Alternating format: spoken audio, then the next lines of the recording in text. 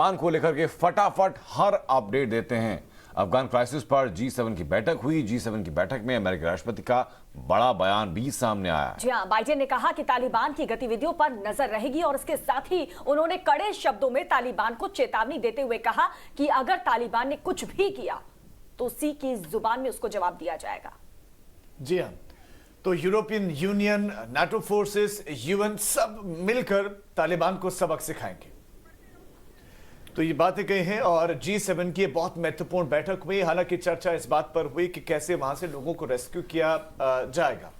और 4 फॉर्मुलेज इस दौरान चर्चा किए गए हैं और उसमें यह सबसे महत्वपूर्ण फोकस रहा है कि तालिबान को जिस तरह से यहां पर अभी स्थिति देखने को मिल रही है वहां पर उसे मान्यता दी जानी है या नहीं दी जानी। और भी कई अहम विषयों पर, अहम बिंदुओं पर चर्चा हुई। प्रदीप दत्ता इस समय हमारे साथ में है। प्रदीप, तो ये कहा जाए कि G7 में फोकस जो रहा वहां से लोगों को इवैक्यूएट करना, वहां से लोगों को वापस सुरक्षित वापसी उनकी सुनिश्चित की जाए, इस पर फोकस रहा।